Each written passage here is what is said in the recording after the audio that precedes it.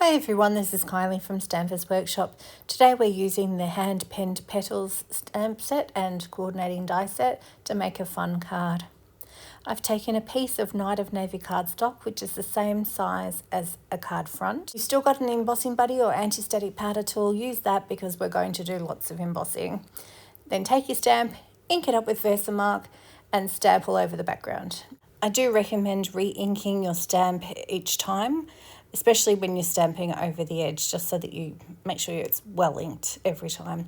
Now, if you can't see what you're doing, you could stamp, then do your embossing, stamp, emboss, but I could see what I was doing. So just sort of don't be overwhelmed thinking you've got to do it all in the one go, because you don't have to. It's just that I could see what I was doing. I've also, you'll notice, flipped over my sheet. That's because I have stamped over and I don't want that embossing powder to stick to my background sheet. I want to use all that powder on a good project another time. So once I've applied the powder, I put it all back into the bottle, good to go. How pretty does this look? I know we all love heat embossing. It's so fun watching that powder get all glossy and shiny and it's one of the highlights, don't you think? I know a lot of us came to stamping because we saw this technique, and it was one that I used to do it over the toaster, I did it over the gas. I don't recommend that. Thank goodness for heat tools. Now you saw I just showed you the water painters. That's what we have in our range currently, but we used to sell these aqua painters. Same sort of thing, they just look different. Fill the chamber of whatever you use with bleach, everyday bleach, and then start painting. It's as simple as that.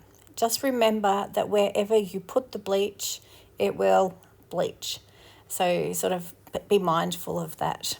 I was colouring in the leaves and also the flowers. Now also, if you add more, so go over the image repeatedly, it will bleach out more. So some I've added a little bit more bleach to, and some I've just sort of done a light layer just to sort of have some real interest on the cardstock. Okay, that's finished. Now you see I'm going to flip it over and it hasn't come through. Now I think if you just paint it ordinarily like I was doing there, you won't have a problem. But if you're a bit more heavy-handed, it's possible you might have a problem. I don't know, so just be careful. I'm now cutting down that panel to the size I actually want, but don't get rid of those offcuts. We will use, well, at least one of them. Now we're going to mat this panel onto some gold foil sheet. If you wanted to conserve your gold foil sheet, you could actually just make a frame and stick that down, and then you could use the inside of it for the die cutting that we're going to do later. I'm decided to pop it up. I'll cut out all of the, adding all of the dimensionals. You don't need to see that, it does take a while. And that's how it's looking so far. So now we need a sentiment. I'm using the Thanks from the hand pen Petals set. I'm inking it up in Night of Navy so that it all coordinates. And then I'll die cut it with a circle die from the Tasteful labels. It's got this really interesting stitch and scallop. Well, it's not really a scallop, but it's got a really interesting edge. Also going to die cut a couple more things from the Penned Flowers die set. I'll use one of the flowers and I'll do two each of the leaves, because I wasn't sure at that stage exactly how many of the leaves that I was going to use. I just chopped off the extra, ran it through the die cutting machine, and now I have to sort of plan it all out. I decided that white was a little stark, so I've taken a blending brush, dab it on a little bit of Night of Navy ink, blot it off first because you don't want it to be too heavy, and then I just sponged around the outside. I felt this was a way to sort of tie it in with my Night of Navy cardstock and also make it less shockingly bright in your face white. I'm going to pop it up with some dimensionals. I love dimensionals. I love dimension. You don't have to use dimensionals, and you certainly don't have to use as many as I do. I watch these videos back sometimes and I think, wow, yeah, I do use a lot of dimensionals.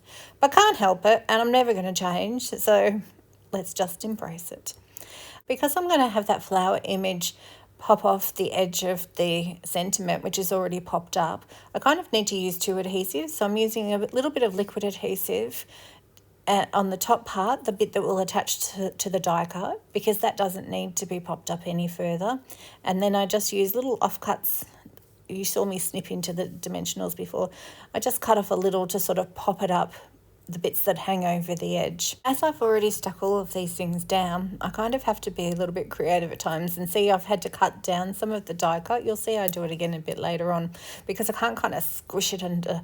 If I hadn't pressed it down so hard, and I recommend you don't push it down so hard to start with, because then you can more easily lift things up to slide things under. That's also an advantage of not using lots of dimensionals, because you've got more space to slide things under. But if you have stuck them down, chop them up. Chop off the bits that you don't need and you can't see them, and then no one will know. No one will know that you've hacked it. So find that handy if you've done some die cutting and it's a big die but you only want a couple of things. You can just sort of snip it in half and use it in multiple places. No one will know. Okay, I'm coming up to the finishing touches now. I'm using a little bit of gold trim. I love this gold trim.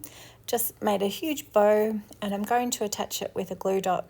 I sort of put it on the knot and sort of squish it out, and then I use tweezers. I use tweezers a lot when I'm crafting. Add that to your stash if you don't have some, because they come in so handy.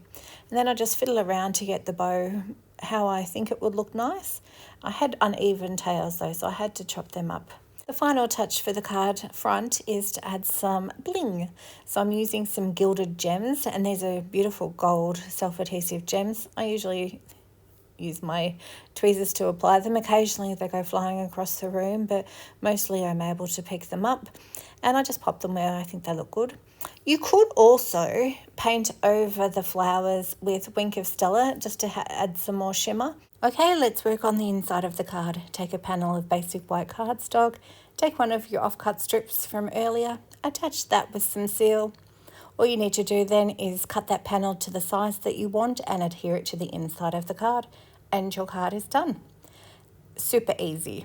I hope you enjoyed this technique. It's a lot of fun. You get different looks with the different cardstocks. Some work better than others. I do recommend that you do a swatch before you begin so you know how the bleach reacts or doesn't react with the cardstock you've chosen to use. That's the card for today. If you need any of the supplies listed, you can find links to my online shop or to my blog at stampersworkshop.com.